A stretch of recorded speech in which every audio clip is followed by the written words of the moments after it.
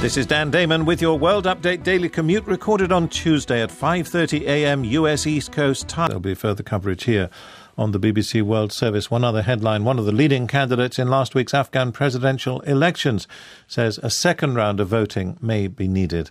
Those are the top stories. Now, what's in an accent? The water in Mallorca doesn't taste like what it ought to. No.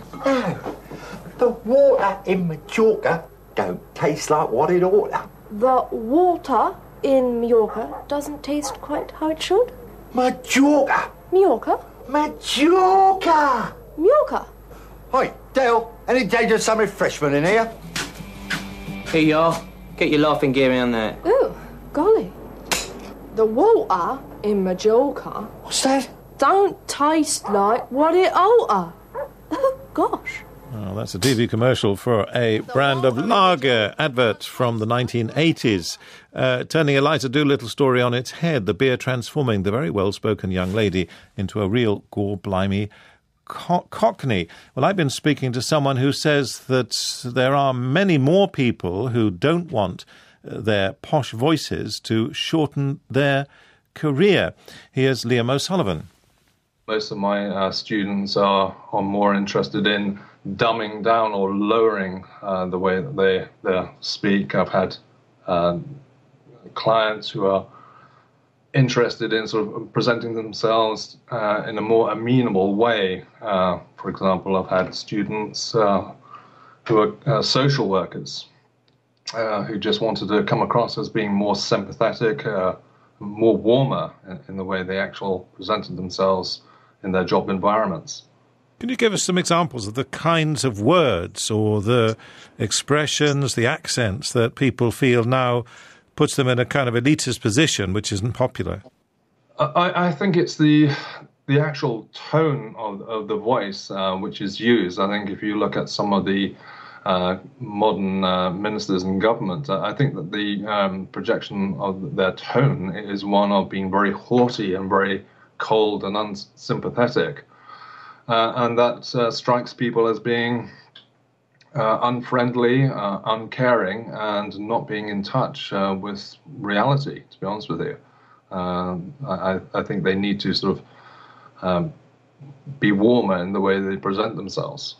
Of course, even the Queen doesn't speak the Queen's English, not in the way that she used to in the 1950s, does she? No, she doesn't. I think it's sort of less, but it's still the Queen. You know, it's very, very, very pronounced in that way she speaks.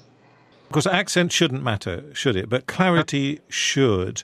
There is a tendency now to leave out the T's in lots of words, water and whatever, and so on. You know, those things. I mean, they don't help you understand a word, do they? It doesn't matter if somebody speaks as though they come from the north or from Essex. It's all reasonable, so long as you can understand what they're trying to say. I don't think the accent is that important. It's the clarity of how someone speaks that is what is important. I think if your tone is good and your clarity is good and people can understand you, I don't see why your accent should impede you in anything that you want to do. If you, why should it?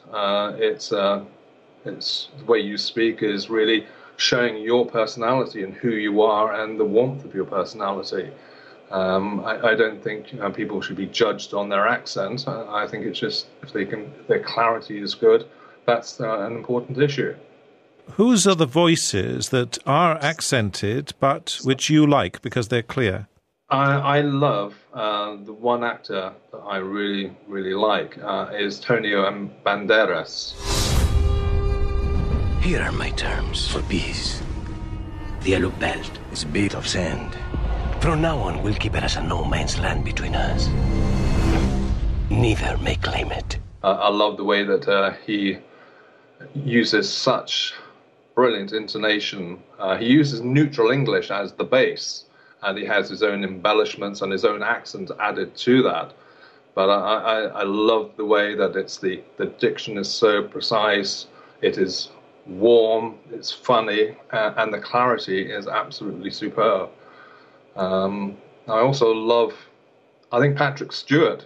I love the way he speaks as well. It's that very rich tone, that very sort of his voice is well projected, and I think that's a fantastic way of talking. It's like a chemical reaction. My body tells me, this isn't him writing at this point. It's like Act 1 of Titus Andronicus. Absolutely isn't William Shakespeare. And the moment that Act 2 begins and Aaron comes on and says, now climbeth Tamara Olympus top. Here we are. I know who this is. And any whose voice is great with you? Prince Philip really does grate me, the way that he talks. Should you want me to do an impersonation of how he speaks and how it grates upon me? Please.